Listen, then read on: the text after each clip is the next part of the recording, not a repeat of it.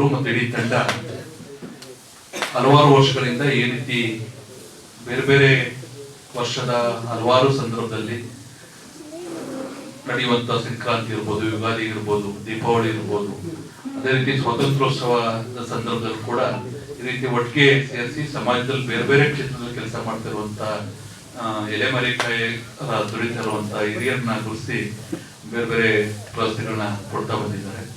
ಜೊತೆಗೆ ಕನ್ನಡ ಅಕ್ಷರ ಜಾತ್ರೆ ನೆಪದಲ್ಲಿ ಒಬ್ಬ ಸಮಾಜದಲ್ಲಿ ಬೇರೆ ಬೇರೆ ಕ್ಷೇತ್ರದಲ್ಲಿ ಕೆಲಸ ಮಾಡ್ತಿರುವಂತ ಕನ್ನಡ ಕ್ಷೇತ್ರದಲ್ಲಿ ಕೆಲಸ ಮಾಡ್ತಿರೋ ಹಿರಿಯರನ್ನು ಗುರುತಿಸಿ ಕನ್ನಡ ಅಕ್ಷರ ಜಾತ್ರೆಯ ಅಧ್ಯಕ್ಷತೆ ವಹಿಸುವಂತದ್ದು. ಅದೇ ಸಂದರ್ಭದಲ್ಲಿ ಕವಿಗೋಷ್ಠಿಯನ್ನ ಏರ್ಪಡಿಸಿ ಯುವ ಪ್ರತಿಭೆಗಳಿಗೆ ವೇದಿಕೆಯನ್ನ ಕಲ್ಪಿಸುವ ಕೆಲಸವನ್ನ ಮಾಡ್ತಾ ಇದ್ದಾರೆ. ಅವರ ಇಡೀ ತಂಡಕ್ಕೆ ನಾನು ಅಭಿನಂದನೆಯನ್ನ ವೈಯಕ್ತಿಕವಾಗಿ ಸಲ್ಲಿಸ್ತೇನೆ. ಈ ಕಾರ್ಯಕ್ರಮದಲ್ಲಿ ಹಲವಾರು ಜನ ಮಾಧ್ಯಮ ಮಿತ್ರರು ಇದ್ದಾರೆ, ಅವ್ರಿಗೂ ಕೂಡ ಸ್ವಾಗತವನ್ನ ಬಯಸ್ತಾ ನಾನು ಖುಷಿಯಿಂದ ಸಂತೋಷದಿಂದ ಈ ಕನ್ನಡ ಅಕ್ಷರ ಜಾತ್ರೆಯನ್ನ ಉದ್ಘಾಟನೆಯನ್ನ ಮಾಡಿದ್ದೇನೆ. ನಾವು 80ನೇ ಸ್ವಾತಂತ್ರ್ಯೋತ್ಸವನ ಆಚರಣೆಯನ್ನ ನಾವು ಮಾಡಿದ್ದೀವಿ. ದೇಶದ ಸ್ವಾತಂತ್ರ್ಯಕ್ಕೋಸ್ಕರ ಸುಮಾರು ಸ್ವಾತಂತ್ರ್ಯ ಒಂದೇ ಸಲ ಸಿಕ್ಕಿದ್ದಲ್ಲ, ಸುಮಾರು 600 ವರ್ಷಗಳ ಕಾಲ ಮುಸ್ಲಿಂ ರಾಜರು ಈ ದೇಶದ ಮೇಲೆ ಹಲವಾರು ಸಂದರ್ಭದಲ್ಲಿ ದಂಡೆತ್ತು ಬಂದು ನಮ್ಮ ದೇಶವನ್ನ ಲೂಟಿ ಮಾಡಿ ಆಡಳಿತವನ್ನು ಮಾಡಿದ್ದಾರೆ. ಸುಮಾರು 200 ವರ್ಷಗಳ ಕಾಲ ಬ್ರಿಟಿಷ್ ಇರ್ಬೋದು, ಡಚ್ ಇರ್ಬೋದು, ಪೋರ್ಚುಗೀಸ್ ಇರ್ಬೋದು, ಇವರು ಹೋರಾಟವನ್ನ ಮಾಡಿದ್ದಾರೆ. ಹಾಗಾಗಿ ದೇಶದ ಸ್ವಾತಂತ್ರ್ಯದ ಸಲುವಾಗಿ ಸುಮಾರು 800 ವರ್ಷಗಳ ಕಾಲ ಅಸಂಖ್ಯಾತ ಮಹನೀಯರು ಮಾಡಿದ ತ್ಯಾಗ, ಬಲಿದಾನ, ಹೋರಾಟದ ಪರವಾಗಿ ನಮಗೆ ಸ್ವಾತಂತ್ರ್ಯ ಸಿಕ್ಕಿದೆ. ಆ ಸ್ವಾತಂತ್ರ್ಯದ ಮೌಲ್ಯಗಳನ್ನು ಉಳಿಸಿ ಬೆಳೆಸುವಂತ ಕೆಲಸ ನಮ್ಮೆಲ್ಲರೂ ಕೆಲಸ ಕೂಡ ಹೌದು, ಎಲ್ಲಾ ಭಾರತೀಯ ಪ್ರಜೆಗಳ ಕೆಲಸ ಕೂಡ ಆಗಿದೆ. ಹಾಗಾಗಿ ಕೇವಲ ಭಾರತ ಸ್ವಾತಂತ್ರ್ಯ ಅಂದ್ರೆ ಅದು ಹೋರಾಟ ಅಂತಂದ್ರೆ ಅದು ರಾಜಕೀಯ ಸ್ವಾತಂತ್ರ್ಯಕ್ಕಾಗಿ ನಡೆದಂತ ಹೋರಾಟ ಆಗಿರ್ಲಿಲ್ಲ. ಅದೆಲ್ಲ ನಮ್ಗೆ ಗೊತ್ತಿದೆ.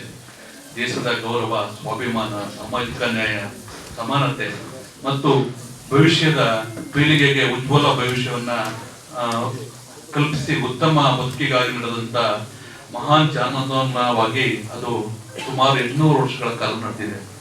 ನಾವು ದಾಖಲಾಗಿದ್ದು ಪ್ರಥಮ ಸ್ವಾತಂತ್ರ್ಯ ಸಂಗ್ರಾಮ 1857 ಹೇಳ್ತೀವಿ. ಅದು ಕೂಡ ಸಾವಿರಾರು ಜನ ಮಹನೀಯರ ನೇತೃತ್ವದಲ್ಲಿ ಕಾದಾಟಕ್ಕೆ ಒಳಗೊಂಡಂತೆ ಮಾಡಿದ್ದನ್ನ ನಾವು ನೋಡ್ತೀವಿ. ಅದರ ಪ್ರಮುಖವಾಗಿ 1900 ನಂತರ ನಡೆದಂತ ಹೋರಾಟದಲ್ಲಿ ರಾಷ್ಟ್ರಪಿತ ಅಂತ ಹೇಳ್ತೀವಿ ಮಹಾತ್ಮ ಗಾಂಧೀಜಿ ಇರ್ಬೋದು, ನೇತಾಜಿ ಸುಭಾಷ್ ಚಂದ್ರ ಬೋಸ್ ಇರ್ಬೋದು, ಸರ್ದಾರ್ ವಲ್ಲಭಾಯ್ ಪಟೇಲ್ ಇರ್ಬೋದು, ಈ ರೀತಿಯ ನಾಯಕರು ನಾವು ನಮ್ಮ ಪಠ್ಯ ಪುಸ್ತಕದಲ್ಲಿ ಓದ್ತೀವಿ. ಜೊತೆಗೆ ಅಸಂಖ್ಯಾತ ಯುವಕರು ಏನಿವತ್ತು ಜಂಜಿ ಅಂತ ಹೇಳ್ತೀವಿ, ಆ ತಲೆಮಾರಿನ ಯುವಕರು 12 ವರ್ಷದಿಂದ 30 ವರ್ಷಗಳು ಇರುವಂತ ಹಲವಾರು ಜನ ಯುವಕರು ಈ ದೇಶಕ್ಕೆ ಬಲಿದಾನವನ್ನ, ಆತ್ಮನ ಅರ್ಪಣೆಯನ್ನ, ಆತ್ಮಾಹುತಿಯನ್ನ ಮಾಡ್ಕೊಂಡಿದ್ದಾರೆ. ಅವರ ಸ್ಮರಣೆ ಕೂಡ ನಾವು ಮಾಡ್ಬೇಕಾಗತ್ತೆ.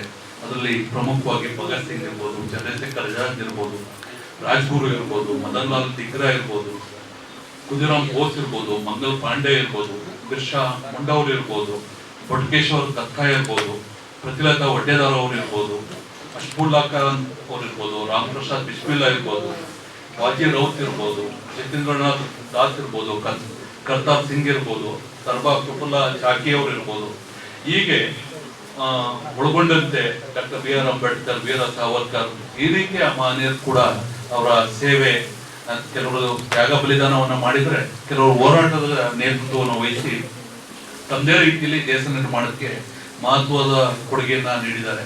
ಹಾಗಾಗಿ ಇಲ್ಲಿರುವಂತಹ ಎಲ್ಲ ಕವಿಗಳು, ಸಾಧಕರು ಅವರ ಆತ್ಮಚರಿತ್ರೆಯನ್ನು ನಾವು ಕೂಡ ಓದಬೇಕು.